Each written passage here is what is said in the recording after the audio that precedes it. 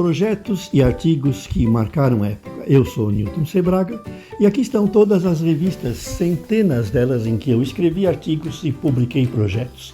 E como vocês podem ver, eu tenho a maioria desses projetos funcionando e montados. O artigo que escolhemos para destacar nessa nossa sessão, na realidade acompanhada, é lógico, esse artigo descreve um projeto que fizemos, é mais um radinho. Os radinhos AM eram muito populares naquela época, na época de 1978, quando saiu esse artigo. Novembro de 78, na revista Saber Eletrônica, número 75. E ele foi destaque com uma chamada de capa, aqui, radinho de 5 transistores, que eram sempre assim, preferidos de nossos leitores como projeto assim de entrada na eletrônica. E alguns já tinham montado os rádios anteriores, porque nós, ao longo do tempo, demos diversas versões de radinho. Se vocês entrarem lá no nosso site e digitarem a palavra rádio, vocês vão encontrar rádio de tudo quanto é tipo, AM, FM, 1, 2, 3, 4, 5 transistores, tudo dependendo da vontade de cada um de ter um radinho mais complexo, menos complexo, com maior ou melhor desempenho, E esse foi o caso. Está aqui o rádio de 5 transistores, que era um rádio que não tinha uma configuração super heterógena, Ele é chamado um rádio de amplificação direta. Por quê? Eu achei que os leitores poderiam ter um rádio de bom desempenho, certo? Não teria a mesma coisa que um rádio profissional, é lógico, um rádio comercial, mas já encaminharia para a tecnologia que eles poderiam assumir um pouquinho tempo depois para montar um receptor mais complexo. E como não era um circuito crítico, era um circuito que não tinha problemas de fios longos, de coisas desse tipo, Porque logo que o sinal de RF entrava e era sintonizado, ele já era detectado, então ele só amplificava áudio. Ele podia ser montado tanto em fonte de terminais como em placa de circuito impresso. E nós explicamos tudo isso lá no nosso artigo, que o leitor poderia ter um radinho com um som melhor, porque a gente usava um amplificador com saída complementar, com 2 transistores, e que para aqueles que quisessem aprender, quisessem fazer alguma coisa um pouquinho melhor em termos de desempenho sonoro, esse radinho seria uma solução interessante. E ele tinha boa sensibilidade. Tão boa sensibilidade que, dependendo de onde você estivesse, você não precisava nem de antena externa.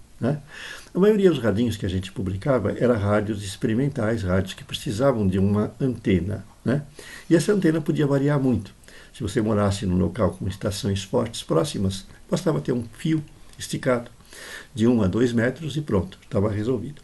E num local que você não tivesse assim estações próximas fortes, então talvez você precisasse de uma antena externa. Puxar um fio lá fora, na sua casa, ou até mesmo no telhado, e puxar uma ligação para o radinho.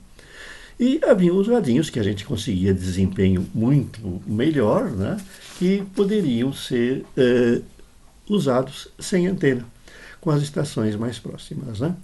Esse radinho aqui tinha a entrada de antena e terra, que são fundamentais. Então era um rádio experimental também, não era um rádio de alto desempenho, mas que agradou na época, pelo seu desempenho, pelo fato de ter 5 transistores, já era uma coisa mais elaborada, se bem que era um rádio de amplificação direta.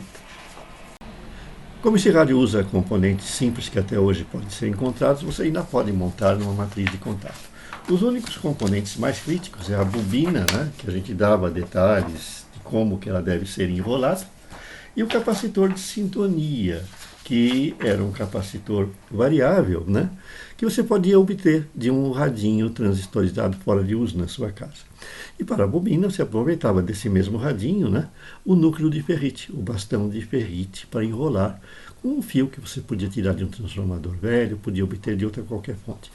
A gente usava muito desses materiais, vamos dizer, improvisados, materiais de sucata, que facilitava muito a vida daqueles que não tinham acesso às lojas de componentes, porque naquela época não havia internet para você comprar componente pela pelo correio, pela internet, né?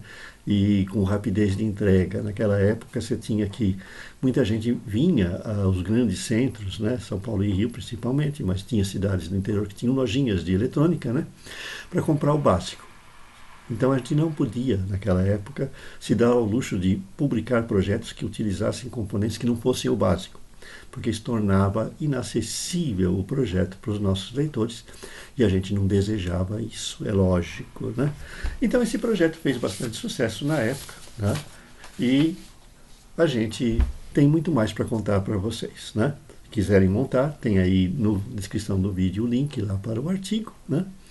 E dê o seu like e inscrevam-se no nosso canal, nessa playlist, para receber as novidades. Estaremos aqui comentando todos aqueles artigos e projetos que publicamos ao longo da nossa vida, né?